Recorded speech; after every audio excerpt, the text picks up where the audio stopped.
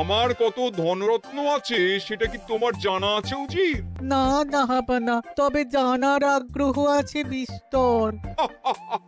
শুধু তোমার কেন, আরো অনেকেরই আগ্রহ আছে শুনলাম। আর সেটা যতক্ষণ না জানা যাচ্ছে ততক্ষণ মনটা কেমন খচখচ খচখচ করে। করে বই কি, এই তো প্রশ্নটা শোনার পর থেকেই আমার মনটাই কেমন একটা উসকুস উসকুস করতে শুরু করে দিয়েছে। আমার হাতে একটা অস্ত্র চলে এসেছে এবার, তাই আমি এমন এক প্যাঁচ কষবো যে কৃষ্ণচন্দ্র মনে মনে কিছুতেই শান্তি পাবে না। আর তাকে অশান্তিতে রাখতে পারলে আমার যে কি শান্তি কি শান্তি, কি বলবো।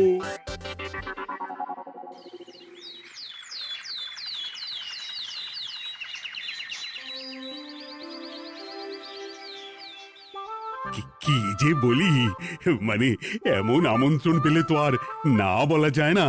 যে আমন্ত্রণ পত্র পেয়ে আপনি এত উল্লসিত আনন্দিত, সেই আমন্ত্রণ পত্র কার মহারাজ? আমার অনুমান এই পত্র নিশ্চয়ই নবাবের। তোমার অনুমান একেবারে সঠিক রাজ্যতীষী। উমা, তাই বুঝি আপনি এত খুশি? সব দেখে শুনে আমারও তো খুব আগ্রহ জাগছে। সে তো জাগবেই, তবে আগে ভাগেই বলে না দিয়ে আমি দেখছি কার কেমন সব চিন্তা ভাবনা মাথায় আসে। খবর তো একটা আছেই মহারাজ, তবে কথাতেই আছে না, যত হাসি তত কান্না। তাই ভালোর বদলে খারাপটাই মনে আসছে যে বেশি করে। বোঝো ঠেলা, সবকিছুতেই খালি ঘেঁটে দেওয়া। সত্যি গোপাল, আজকাল যেন সবেতেই তুমি নেতিবাচক কথা বলো। এটাই তো গোপালের স্বভাব মহারাজ। সে যাই হোক, গোপালের অকর্মণ্যতা টের পেয়েই বোধ হয় নবাব শুধু আমাকে আর মন্ত্রীকে মুর্শিদাবাদে যাওয়ার নিমন্ত্রণ করেছেন। বেশ তো, ঘুরে আসুন না তবে, শুভস্য শীঘ্রম। তবে দরকার পড়লে এই ভাঙা কুলো গোপালকেই দরকারে লাগবে, কথাটা যেন খেয়াল থাকে মন্ত্রী মশাই।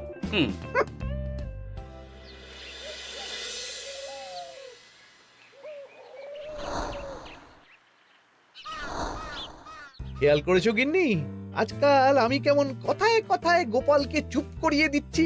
কেন গো, কি হলো আবার? হবে আবার কি, নবাব বাহাদুর আমাকে আর মহারাজকে নিমন্ত্রণ করেছেন তার খাস মহলে। ও শুনে যে আমার কি আনন্দ হচ্ছে। ও তাহলে এই ব্যাপার। আস্তে গিন্নি আস্তে, নবাবের ধন সম্পদ দেখার শখ মহারাজের অনেক দিনের। আমি শুনেছি নবাবের ওই খাস মহলের ভেতরেই নবাবের গুপ্ত কক্ষ আছে, যেখানে নবাব হীরা জহরত এসব রাখেন। একা তো সেখানে যাওয়া যাবে না, তাই এই মহারাজকে নিয়ে তুমি মুর্শিদাবাদে যাবে? শুধু যাবো তাই নয়, নবাবের গুণকীর্তন করে তার মেজাজ এমন ভালো করব যে নবাব সেখান থেকে কিছু দান খয়রাত করে ফেলবেন আমাকে। নাকি? তবে নয় তো কি, গোপাল তো খেতে পাবেই না, গন্ধও শুঁকতে পারবে না। তুমি তো বারবারই চেষ্টা করো গোপালকে সরিয়ে দিয়ে বাজিমাত করতে, কিন্তু শেষ পর্যন্ত চিৎপাত হয়ে যাও। গোপালই তো তখন উদ্ধার করে, সেটা তোমার খেয়াল আছে তো? আমার মাঝে মাঝে সন্দেহ হয় গিন্নি, তুমি তলায় তলায় দল বদল করে গোপালের দলে চলে যাওনি তো?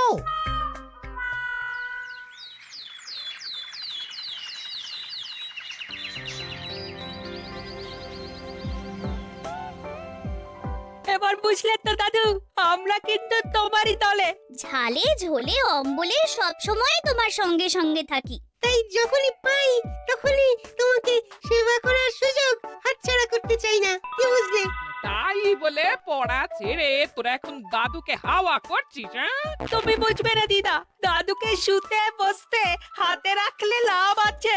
সে তো বটেই, আর তুমি বা শুয়ে আছো কেন? তোমার কি কাজকর্ম কিছু নেই? পড়ে পাওয়া 14 আনা ছুটি কাজে লাগিয়ে কদিন ভাবছি দিব্যি গায়ে হাওয়া লাগাবো, বুঝলে গিন্নি? আর আমরা এসে সেটাই করে দিচ্ছি। সে তো দেখতেই পাচ্ছি। তা ছুটিটা কি শেষ শুনি? ওদিকে মহারাজ আর মন্ত্রীমশাই নবাবের কাছে গেছেন, তাই এদিকে আমি শুয়ে পড়েছি, এই আর কি। কথাতেই তো আছে, চাষি গেল ঘর, লাঙল তুলে ধর, তাই না গিন্নি? কথায় কথায় দাদু ভালোই দিয়েছে। কোথায় মহারাজ তোমাকে সঙ্গে করে নিয়ে যায়নি বলে তোমার আফসোস হবে তা নয়, উল্টে তুমি শুয়ে শুয়ে হাওয়া খাচ্ছ। আমার মন বলছে শুধু আমি নয়, নবাবও বাজাচ্ছেন ওদিকে। মহারাজ আর মন্ত্রীমশাইকে ঘটা করে কি আর এমনি এমনি ডেকে নিয়ে গেছেন সেখানে?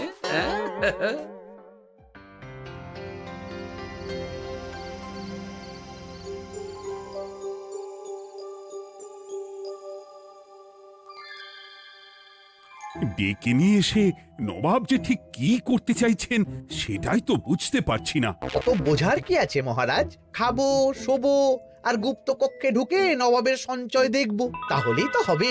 তাই কি আর হবে কে জানে। না না, জানতে তো আমাকে হবে। এখানে এসে তোমাদের কোনো অসুবিধা হচ্ছে কিনা সেটা আমাকে জানতে হবে না? আপনি কিচ্ছু ভাববেন না জাহাপানা, ব্যবস্থা সব করাই আছে। না না, এমনিতে কোনো অসুবিধে নেই, তবে একটা অস্বস্তি হচ্ছে বটে। আসলে মহারাজ বোধহয় মনে মনে ভাবছেন নবাব বাহাদুর নিশ্চয়ই তাকে ডেকে এনেছেন তার গুপ্ত কক্ষে কত মণিমাণিক্য ধন সম্পদ আছে সেটা দেখানোর জন্য। তাই নাকি? মানে এখানকার হিরে সেখানকার চুনি, অমুক দেশের পান্না তমুক দেশের মুক্ত। শুধু কি তাই, আরো কত কি। হ্যাঁ হ্যাঁ, সেগুলো যতক্ষণ না দেখতে পাচ্ছেন ততক্ষণ মহারাজ ঠিক স্বস্তি পাচ্ছেন না। এই যে কৃষ্ণচন্দ্রের যে আমার ধন সম্পদ দেখার প্রবল ইচ্ছা আছে সেটা আমার ভালো মতোই জানা আছে। তবে সবাইকে তো সবটা দেখাতে নেই, আর সবার জন্য সবটাও নয়, তাই না? তাই কি জাহাপনা? তাই গুপ্ত কক্ষের ভেতরে কি আছে সেটা না হয় না দেখাই থাক। না না, তোমরা বরং খানা পিনা করো গিয়ে, হ্যাঁ বিশ্রাম নাও। উজিত তোমাদের খেয়াল রাখবে, কেমন? এই রে, এটা কি হলো? কি আবার হবে? তোমার পাল্লায় পড়ে মান সম্মান সব গেল। এর থেকে আমার কৃষ্ণনগরই ভালো।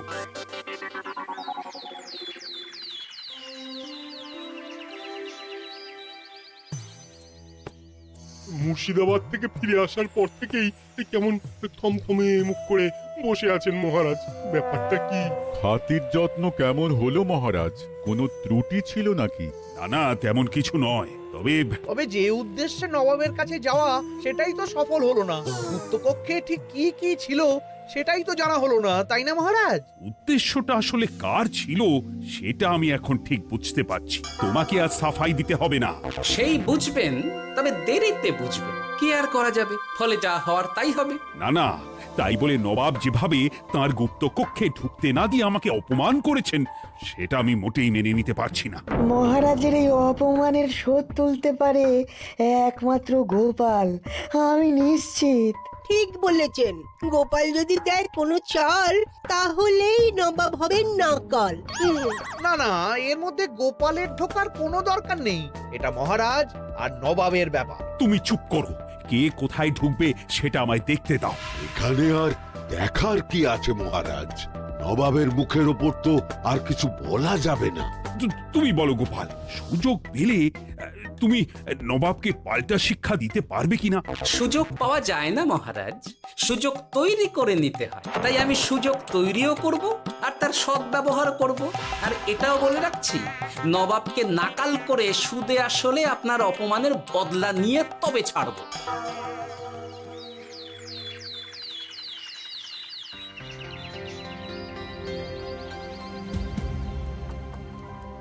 কি হলো জাহাপানা, আপনি যেমনটা চেয়েছিলেন তেমনটাই তো হলো। মহারাজ কৃষ্ণচন্দ্র মনের কথা মনেই চেপে রেখে মুখ চুন করে পালালো, তারপরেও আপনার মন ভালো নেই? না না হুজির, ঠিক জমলো না। তার উপর আবার এই বেনামি পত্র। সে কি, মহারাজ কৃষ্ণচন্দ্রকে অপমান করে তাড়িয়ে দেওয়ার পরেও জমলো না? হ্যাঁ, আর কোন পত্রের কথা বলছেন জাহাপানা? কে পাঠিয়েছে, কোথা থেকে পাঠিয়েছে কিছুই বুঝতে পারছি না। তবে দু চার কথা যা লেখা আছে এতে, তাতেই তো চোখ কপালে উঠেছে। আমার খাস মহলের ব্যবস্থাপনায় নাকি ত্রুটি আছে, অতিথি আপ্যায়নে বিস্তর গলদ। সেটা আবার 5 কান? এই না মানে 1 কান হলো কি করে? কানাকানি হোক বা না হোক, জানাজানি হতে কিন্তু দেরি নেই। নাও থালা সামলাও, এদিকে গোপালও এসে হাজির। এমনি এমনি কি আর এসেছি জাহাপানা? আসলে মহারাজ এসে আপনার খাস মহলে ছিলেন বটে, তবে যে শয্যায় মহারাজকে শুতে দেওয়া হয়েছিল সেটা ছিল অসমান আর শক্ত। তাই আমি ছুটে এসেছি আপনার এইরকম নিম্নমানের সামগ্রী আর ব্যবস্থাপনা দেখার জন্য। এখানে আবার দেখার কি আছে? সবাই তো জানে নবাবের ধন সম্পদের কথা। এবার না হয় আমি নবাবের দৈন্য দশার কথা জানাবো সবাইকে। এইসব কি হচ্ছে কিছুই তো বুঝতে পারছি না। প্রথমে এই পত্র, তারপর গোপালের অভিযোগ এই মাত্র। না না না না, এই রকম হতেই পারে না। কি হতে পারে না জাহাপানা? আমার শয্যায় কোনো গলদ নেই, আর এটা শুধু তুমি চোখেই দেখবে না, একবার শুয়েও দেখবে।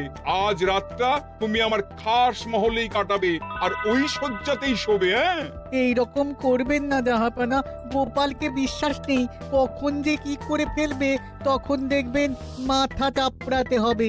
তবে এটাও শুনে রাখো গোপাল, যে গুপ্ত কক্ষ আছে যেখানে হিরে জহরাত প্রসাধনী সামগ্রী ইত্যাদি প্রভৃতি রাখা আছে, তার দরজা কিন্তু কোনো মতেই খুলবে না। সত্যি কথা বলতে কি, সেই গুপ্তকক্ষ দেখার স্বাদ আমারও ছিল বটে, তবে কি আর করা যাবে, নবাব যেমন বলবেন সেটাই মেনে নিতে হবে। তবে মনটা আনচান করবে, এই আর কি। যাক, গোপালের মনের মধ্যেও অস্বস্তি ঢুকিয়ে দেয়া গেছে তাহলে। বাবা, ছুঁচ হয়ে ঢোকার সুযোগ পেয়েছি, এবার ফাল হয়ে বেরোবো।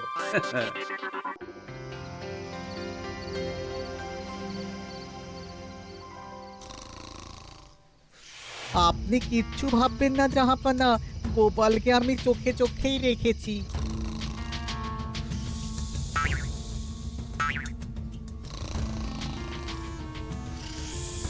কিন্তু দেখে তো মনে হচ্ছে গোপালের শুতে কোনো অসুবিধা হচ্ছে। তা কি করে হয় জাহাপানা, অবশ্য কায়দা করে গোপালের মনে যে গুপ্ত কক্ষের ভাবনা ঢুকিয়ে দিয়েছেন। হতে পারে তার জন্যই সে আনচান করছে।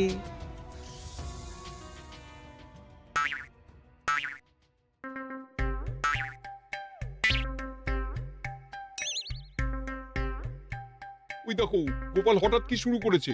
তাই তো, কিন্তু কি করতে চাইছেটা কি?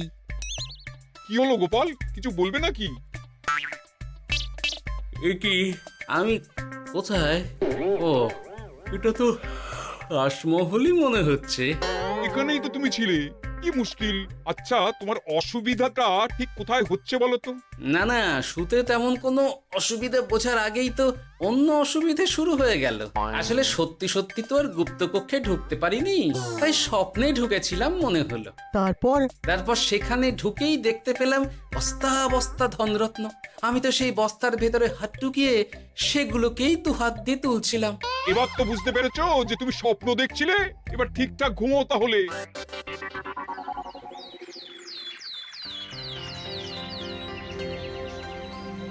কাল রাতে গোপাল আচ্ছা ঝামেলায় ফেলেছিল। কবে ফেলে না জাহাপানা? আমাকে নিয়েই আলোচনা চলছে মনে হচ্ছে। ভুল কিছু মনে হয়নি, সে যাই হোক, এখন বলো দেখি খাস মহলের সজ্জাটা কেমন ছিল কাল রাতে? সে আর কি করে বলি জাহাপনা, স্বপ্ন দেখার চক্করে ঘুমের দিকে তেমন মন দিতে পারিনি যে। গোপাল মানেই গোলমাল, আবার বাহানা দিতে শুরু করেছে। তাই বলছিলাম কি, আর এক রাত না ঘুমোলে ঠিক মতো বলতে পারবো না। বেশ তো, আর এক রাত থাকো না হয়, তবে আমারও একটা শর্ত আছে। আগের রাতে তুমি স্বপ্নের ঘরে যা কাণ্ড ঘটিয়েছো না, তাতে জাহাপানা খুব বিরক্ত, বুঝতে পারছো নিশ্চয়ই। বুঝেছি তো, তবে যে কোনো শর্তেই আমি খাস মহলে শুতে রাজি।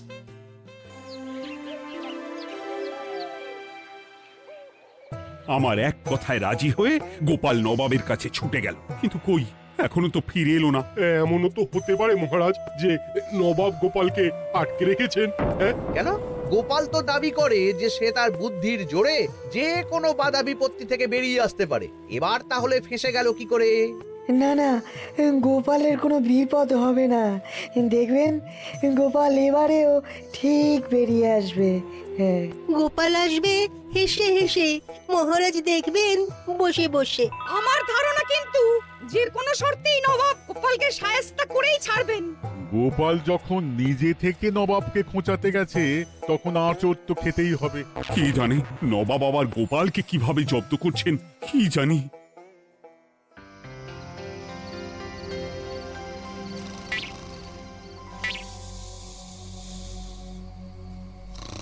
ব্যবস্থাপনায় কোনো ত্রুটি নেই জাহাপানা, তবে আজ গোপালকে না আচ্ছা জব্দ করা হয়েছে জাহাপানা।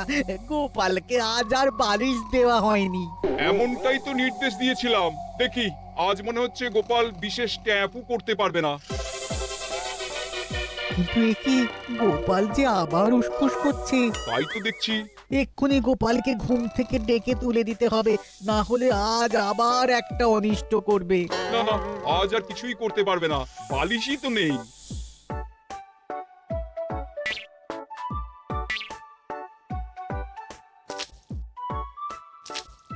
এ কি গোপাল তো আবার শুরু করে দিয়েছে, ধরো ধরো ধরো, এক্ষুনি ধরো ওকে। আরে ওঠো ওঠো, জেগে ওঠো গোপাল, আরে হচ্ছেটা কি? আজ আবার তোমার কি হলো? এ হে, আজ আবার একটা গন্ডগোল করেছি মনে হচ্ছে। গন্ডগোল বলে গন্ডগোল, জল ছড়িয়ে কি অবস্থা করেছো দেখো। আমার কোনো দোষ নেই, কিন্তু সেই আবার গুপ্তকক্ষের স্বপ্ন এলো আর গোলমাল হয়ে গেল। আজ আবার কেমন স্বপ্ন এলো? গুপ্তকক্ষের যেদিকে আরব আর পারস্য দেশের আতরের সম্ভার ছিল, স্বপ্নে সেই দিকে ঘুরছিলাম আজ। সেগুলো ছড়িয়ে ছড়িয়ে দেখতে দেখতেই স্বপ্ন ভেঙে গেল। বটে, দাঁড়াও, কাল সকালই তোমার ব্যবস্থা হচ্ছে।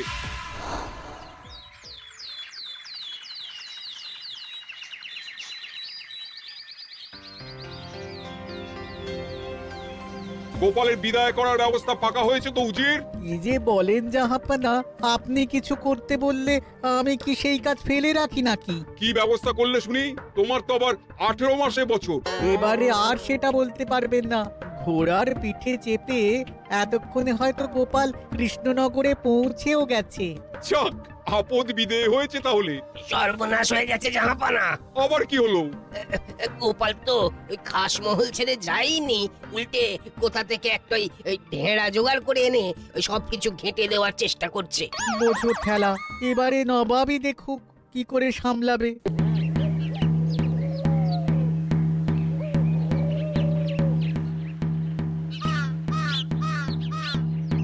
শুনুন শুনুন শুনুন, আরে আরে আরে, আরে কি শোনাচ্ছটা কি গোপাল? এখনো শোনাইনি, তবে শোনাবো শোনাবো ভাবছি। সবাইকে জানাতে গেলে এই ঢাড়া পেটানো ছাড়া আর উপায় কি? কিন্তু জানাবেটা কি? এই যে নবাব যে অতিথিদের ডেকে এনে তাদের নিশ্চিন্তে ঘুমোতে দেওয়ার ব্যবস্থা করতে পারেন না, এটা তো সবার জানা দরকার। কি বিপদ! না না না না, এই বদনাম নিয়ে আমি গোপালকে কোথাও যেতে দেবো না।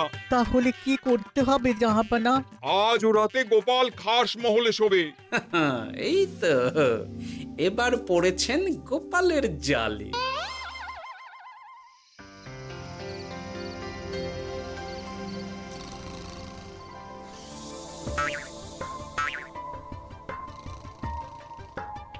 আজ গোপাল নিশ্চিন্তে ঘুমোবে, স্বপ্ন অস্বস্তি হওয়ার মতন কিছুই হবে না আজ। গোপালকে ভরসা নেই জাহাপানা, কখন যে কি করে ফেলে বলা তো যায় না। না না, আমি নিশ্চিত আজ আর কিছুই হবে না।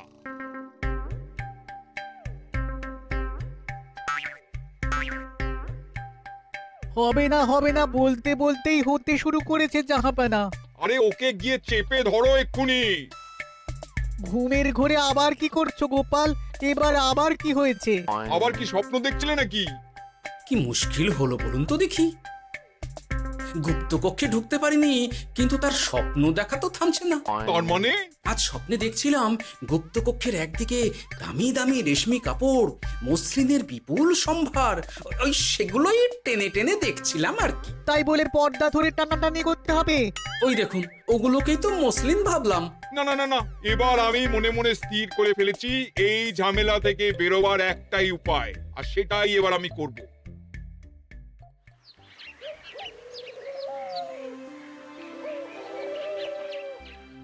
গোপালের ফিরতে কিন্তু এবার সত্যিই দেরি হচ্ছে।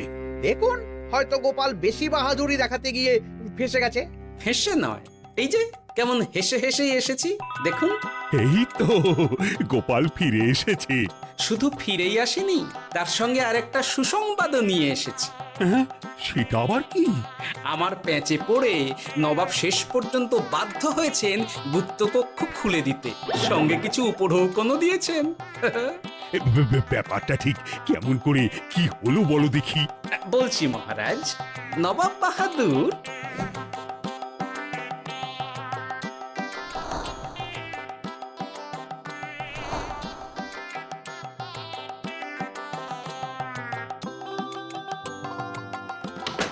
এসো গোপাল, তোমার জন্য আমি গুপ্তকক্ষের দরজা খুলেই দিলাম।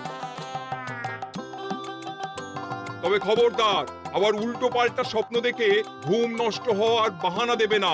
আর কৃষ্ণচন্দ্রকে গিয়ে বলবে তারও আর গুপ্তকক্ষ দেখতে আসার কোনো বাধা নেই। আর একটা কথা,